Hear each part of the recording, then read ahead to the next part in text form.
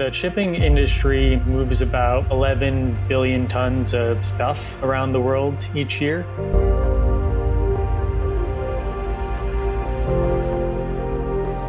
That's about 300 times more than what you move by aircraft. And those are the two main international freight transportation modes for getting across the ocean, at least. Rail doesn't even really enter into the equation in terms of the overall contribution to goods movement and transportation and emissions on the global scale. And to move 11 billion tons of cargo, ships are emitting about 1 billion tons of carbon dioxide. And if it were a country, the shipping sector would rank 6.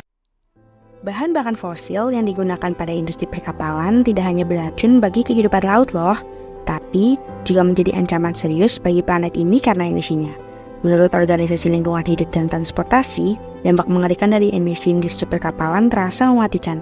Setiap tahun, sekitar 50.000 nyawa di Eropa terhubung langsung dengan emisi yang dihasilkan oleh pelayaran internasional dan merugikan masyarakat dengan kerugian ekonomi mencapai 58 miliar euro. Para ilmuwan menjadikan karbon dioksida sebagai penyebab utama dalam pertumbuhan efek rumah kaca yang semakin mencekik. CO2 sebagai salah satu hasil buangan dari pembakaran bahan bakar fosil tak hanya menghasilkan dampak langsung, tapi juga menimbulkan polutan sekunder yang makin memburuk saat dilepaskan ke atmosfer, yang terwujud dalam bentuk aerosol, sulfat partikulat, dan hujan asam. Untuk meminimalisir emisi CO2 di terminal peti kemas, sebuah pendekatan inovatif diambil dengan melakukan pemodelan penugasan direktur dermaga dengan menerapkan teori antrian. Langkah ini dilakukan dengan harapan menciptakan solusi yang lebih efisien dan ramah lingkungan. Teori antrian atau queue optimization itu sendiri adalah proses untuk meningkatkan efisiensi dan kinerja sistem antrian yang melibatkan analisis dan perbaikan terhadap waktu tunggu pelanggan serta penggunaan sumber daya. Dalam kasus ini, penggunaan pemodelan bertujuan untuk mengeksplorasi cara menerapkan teori antrian guna melakukan optimasi alokasi kue keren atau QC di terminal peti kemas. Tujuan utamanya adalah untuk meminimalisir emisi CO2 yang dihasilkan dalam operasional terminal peti kemas. Penggunaan teori antrian ini tidak hanya bertujuan untuk menyelesaikan masalah alokasi dermaga secara optimal, tetapi juga untuk menangani beragam persoalan yang sering muncul di terminal, seperti penentuan jumlah dermaga yang tepat dan mengatasi masalah kemacetan di pelabuhan. Langkah ini telah dilakukan di berbagai terminal peti kemas di lokasi-lokasi berbeda, termasuk Pelabuhan Manila, Pelabuhan Alexandria, dan Pelabuhan Kincaid Island. Data nyata dari studi kasus menjadi landasan utama dalam penerapan teori antrian ini. Sebelum masuk pada penerapan teori antrian, sesuai dengan fokus penelitian yaitu pada proses pembongkaran peti kemas dari kapal ke kendaraan berpemandu otomatis oleh QC untuk mengurangi emisi CO2 dari operasi bongkar muat dengan mengoptimalkan jumlah QC, maka ada 3 komponen penting dalam optimasi antrian ini. Yang pertama yaitu kapal kontainer, yang kedua quay cranes atau QC, dan yang ketiga yaitu kendaraan berpemandu otomatis atau AGV. Proses pembongkaran kontainer dari QC ke AGV dipandang sebagai semacam layanan yang disediakan untuk kontainer dari QC ke AGV. Dengan kata lain, QC adalah server dan AGV adalah pelanggan.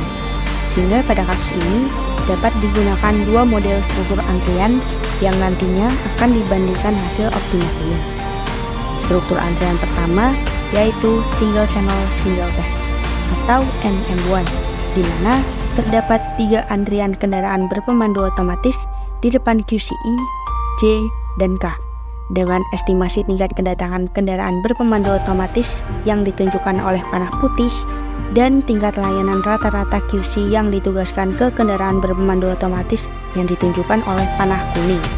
Kemudian, untuk struktur antrian yang kedua yaitu Multi-Channel Single Pass atau MM3, yang menyediakan layanan dengan antrian gabungan. Sama halnya dengan struktur antrian yang pertama, estimasi tingkat kedatangan kendaraan berpemandu otomatis ditunjukkan oleh panah putih dan tingkat layanan rata-rata QC yang ditugaskan ke kendaraan berpemandu otomatis ditunjukkan oleh panah kuning. Model matematika ini diusulkan oleh Ding Liu dan Jin Hengji dalam jurnal Modeling Assignment of Quay Cranes Using Quaying Theory for Minimizing CO2 Emission at a Container Terminals. Dalam sistem ini, XIC mencerminkan keputusan biner apakah QCE ditugaskan untuk kendaraan berpemandu otomatis J.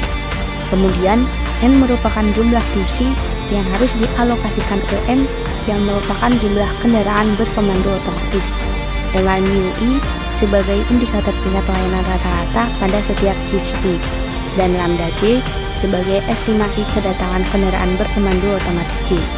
Selain itu, kita memperhatikan efektivitas yang diberi simbol eta, yaitu konsumsi bahan bakar per jam per kendaraan berpemandu otomatis, serta QE sebagai batasan atas jumlah kendaraan berpemandu otomatis yang bisa dilayani oleh QC. Untuk estimasi tingkat kedatangan kendaraan berpemandu otomatis itu sendiri dapat dihitung dengan persamaan, di mana TJ adalah waktu antara kedatangan yang diharapkan dan kedatangan aktual kendaraan berpemandu otomatis J, serta waktu tunggu yang diharapkan dari kendaraan berpemandu otomatis J dihitung dengan persamaan, di mana μe adalah tingkat layanan rata-rata QC yang ditugaskan ke kendaraan berpemandu otomatis J. Kemudian, untuk konsumsi bahan bakar yang diharapkan dari kendaraan berpemandu otomatis J dapat dihitung dengan persamaan,